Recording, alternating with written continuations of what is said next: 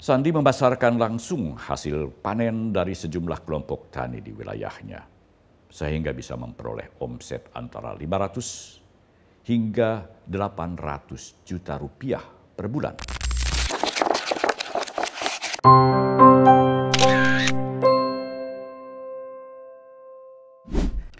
Kawan Minmot, kali ini saya ingin mengajak Anda untuk membahas minat generasi milenial dan Gen Z di bidang pertanian.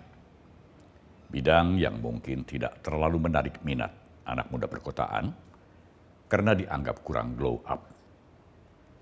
Pertanian masih sering diidentikan dengan pekerjaan yang penuh berlumuran lumpur dan tanah, hingga menyebabkan para petaninya tidak bisa tampil keren. Padahal sekarang ini sudah banyak anak muda yang sukses sebagai petani, dan berkat kesuksesannya itu mereka bisa tampil keren.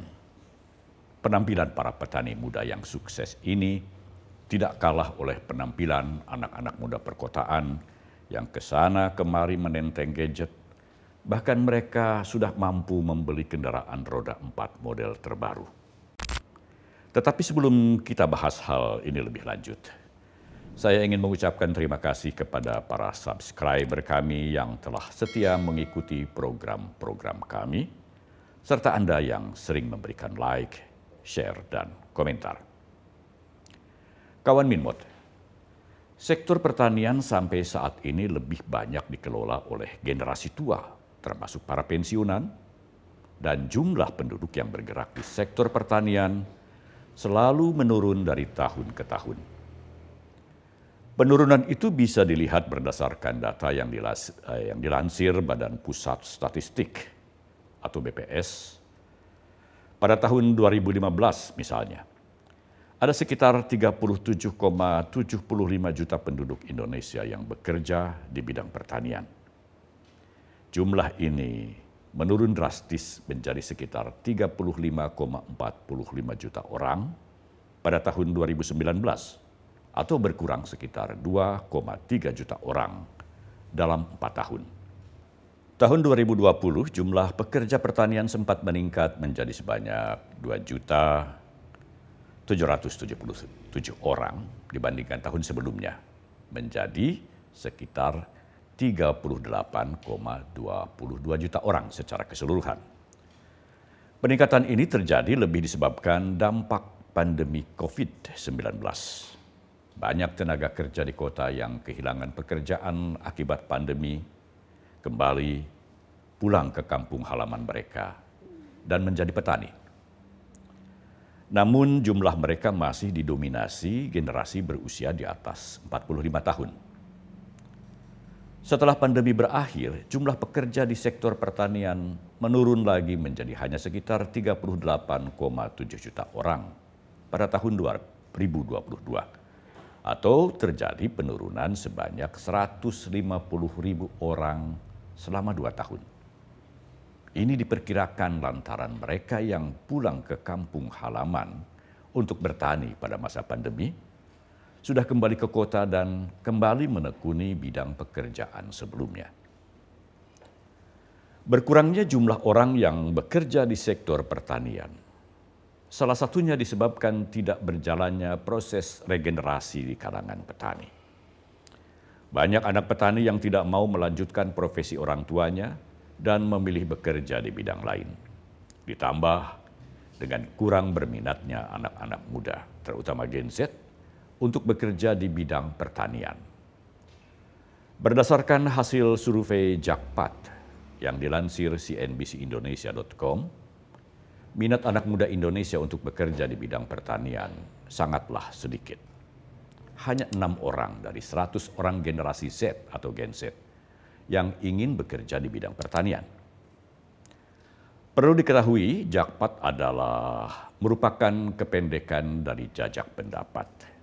Ini merupakan sebuah aplikasi survei mobile yang digunakan untuk menjembatani kebutuhan penyurvei dengan responden secara akurat. Menurut Jakpat, ada beberapa alasan yang membuat Gen Z tidak berminat bekerja di bidang pertanian. Alasan-alasan itu antara lain, tidak ada pengembangan karir di bidang pertanian. Pertanian dianggap penuh resiko dan berpendapatan kecil.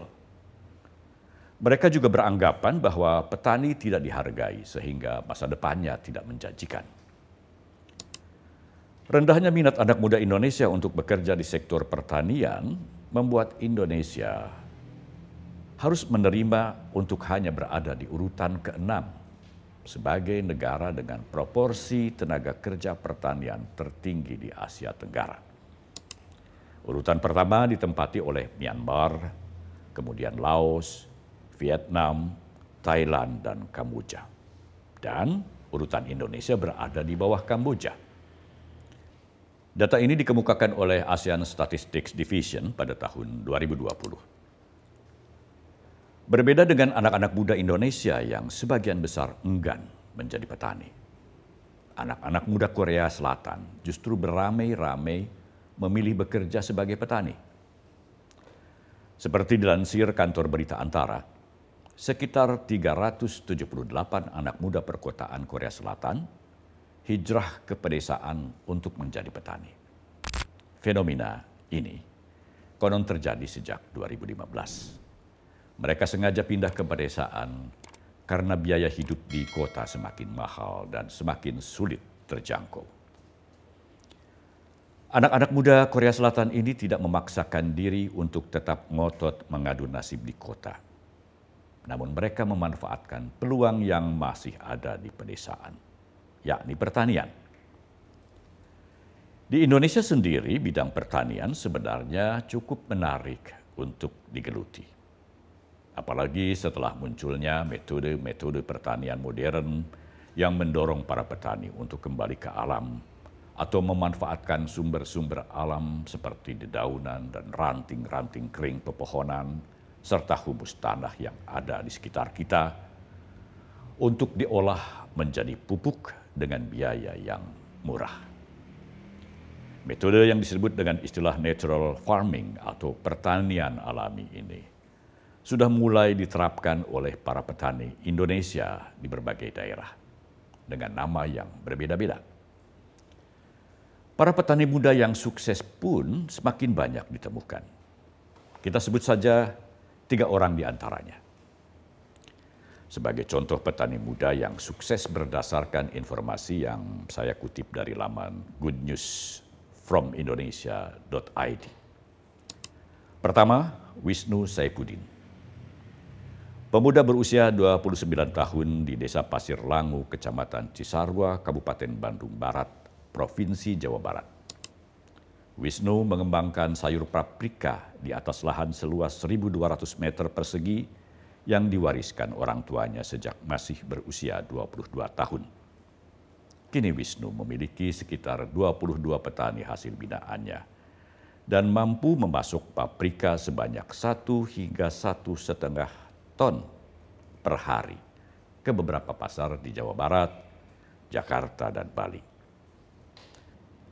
Omsetnya mencapai ratusan juta rupiah dan setiap bulannya Wisnu mengaku bisa mengantongi keuntungan bersih sekitar 20 juta rupiah untuk dirinya sendiri. Ini belum termasuk hasil keuntungan yang dibagikan kepada para petani binaannya. Petani muda yang sukses lainnya adalah Sandi Okta Susila. Sandi yang memang memiliki minat yang tinggi terhadap sektor pertanian, merupakan lulusan Master Management Agribisnis Institut Pertanian Bogor. Sandi pulang ke kampung halamannya di Desa Tegalega, Kecamatan Warung Kondang, Kabupaten Cianjur, Jawa Barat, setelah berhasil menyandang gelar S2. Di kampung halamannya ini, Sandi mengembangkan lahan pertanian milik orang tuanya yang dikelola dan dipasarkan secara tradisional. Ayahnya meletakkan begitu saja hasil-hasil pertaniannya di atas tanah, sambil menunggu diambil para tengkulak yang menentukan harga seenaknya. Melihat hal itu, Sandi mengubah sistem pemasaran ayahnya dengan skala modern market dan berhasil mengarahkan sekitar 373 petani lainnya dalam hal pemasaran, sehingga tidak bisa diatur lagi oleh para tengkulak. Sandi memasarkan langsung hasil panen dari sejumlah kelompok tani di wilayahnya, sehingga bisa memperoleh omset antara 500 hingga 800 juta rupiah per bulan. Sandi sendiri kini memiliki lahan pertanian seluas 120 hektar. Petani muda lainnya yang sukses adalah Rizal Fahreza. Rizal yang juga lulusan IPB, memulai bisnis pertaniannya dengan menggarap lahan seluas 2,2 hektar dengan sistem bagi hasil. Lewat sistem sewa lahan dan memanfaatkan lahannya sendiri, Rizal mampu menggandeng sebanyak 17 petani jeruk di 6 kecamatan di Kabupaten Garut, Jawa Barat, dan mampu menyuplai sekitar 1,2 ton jeruk per hari untuk wilayah Jakarta dan Bogor. Dari hasil panen jeruk yang dikelolanya, Rizal berhasil mendapatkan keuntungan bersih sekitar 50 juta rupiah per bulan. Rizal juga dikenal sebagai pendiri kebun edukasi dan agrowisata bernama Eptilu yang difokuskan pada pertanian jeruk. Itu hanya beberapa contoh saja dari sejumlah petani muda yang sukses di berbagai wilayah Indonesia. Semoga hal ini bisa menjadi inspirasi bagi anak-anak muda dari generasi milenial dan Gen Z untuk mencoba terjun ke dunia pertanian seperti mereka. Petani adalah profesi yang menjanjikan jika ditekuni secara serius. Dan petani sekarang juga bisa tampil keren seperti para eksekutif muda di perkotaan. Sampai di sini dulu kawan Minmot. Jangan lupa subscribe, like, share, dan komen. Salam Minmot. Men of our time.